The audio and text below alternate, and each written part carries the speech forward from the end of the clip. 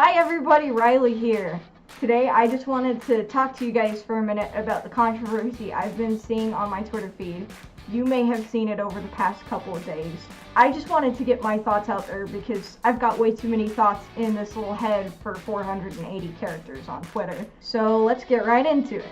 So, for those of you that don't know, on Tuesday, Albino Topaz, who you may know better from their fursuit Tayer, announced their new fursuit company called Zweitesich. They were initially marketing themselves as a so-called designer fursuit brand, selling pre-made fursuits with a logo embroidered onto the cheek of the fursuit. Now, this company is getting a lot of backlash and hate on Twitter.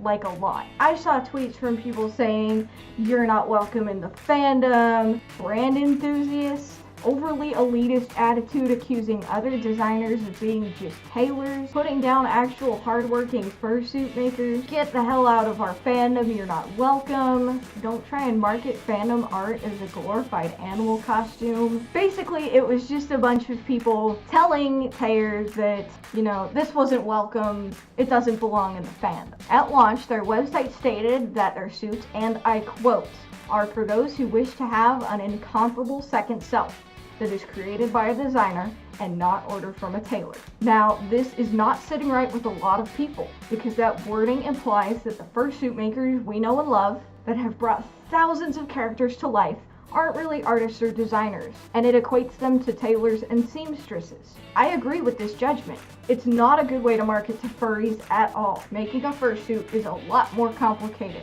than just taking in a dress or a jacket or hemming a pair of shoes. Damn it! God! Making a fursuit is so much more complicated than just taking in a dress or a jacket or hemming a pair of pants. There's tons of creative work involved from start to finish. Selecting furs that match your client's concept art, carving a fursuit head from foam, sculpting the teeth and the claws, and ensuring that the character's markings match up when all is said and done. I have made fursuit parts before, and it is way more complicated than just cutting and sewing fabric. The second criticism I'm seeing is the price point of the fursuits. Look, people are always going to complain about fursuit prices. I've had people in the past ask me why I spent $3,000 on my fursuit, while others aren't going to say anything until an auction suit sells for 10 grand or more. But here's the deal. The furry fandom in itself is a free market. Artists and fursuit makers are going to make what they want and charge what they want as long as people are willing to pay that price for their work. If people are willing to shell out $3,000, $4,000, or even $5,000 on a nice looking, well-made fursuit, it's only expected that the makers who can produce that quality of work are going to charge that kind of money. Now, I can't speak to Tayer's quality of suits, but I have seen her suits, Tayer and Lamar, and based on those, they're very popular. They look nice. Honestly, these new suits of theirs, they do look nice. They're just not my personal style. I like the toony, expressive, bright characters. Furthermore, I don't see a lot of furries wanting to purchase a suit that's marketed solely off of its brand. Sure, you've got makers like Don't Hug Cacti, Made for You, Autumn Fallings, More for Less. A lot of their marketing is word of mouth, and their brand speaks for itself. A well-made quality suit is going to speak to the talent of its maker on its own, without a fancy logo on the head or a bandana that the suitor wears. Tayer did post an apology both to their own personal Twitter account and to the Zweitesich account. The controversial wording on their website has been removed. People are saying that Tayer isn't taking enough responsibility and is instead putting all the blame on the marketing director that they hired for the launch. Tayer did in fact admit that they made an oversight and that they failed to make clear their expectations to the marketing director. This person that they worked with convinced them that it wouldn't be a problem. They're making changes to their marketing already, and that is a good sign. That doesn't mean it's enough. From what I can tell, it hasn't changed the majority of the fandom's attitude toward this new fursuit company, which isn't a surprise to me. And even if we were to remove the factor of the disrespectful language towards other suit makers, I don't think that a whole lot of furries would be very attracted to this maker at the end of the day. And that is simply because most furries are like me. They like bright, cartoony, vibrant suits with a lot of expression. They're not as much into the abstract style of suits. Now, like I said before, certainly there are people out there who enjoy that suit style and they will wear it, just like there are people who like realistic suits and quad suits. But most people are in the toony and adorable camp.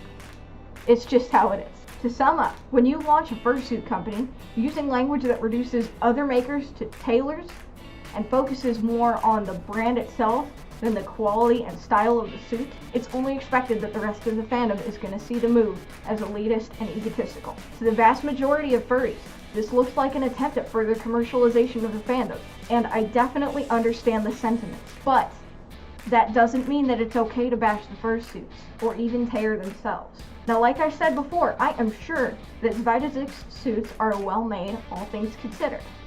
And I'm sure that there are people in the fandom who are going to find that style attractive, and they're going to want to buy those suits. Maybe not at that price point, but it is a style that interests them.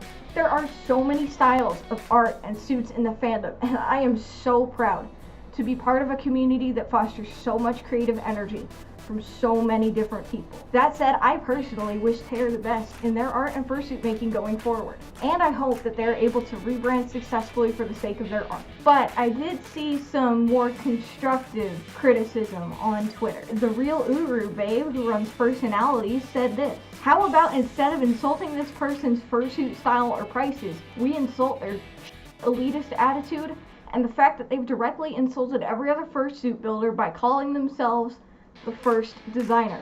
The product is not, the behavior is." And I totally agree with that. I don't think Tear's fursuits suck. They're just not my style.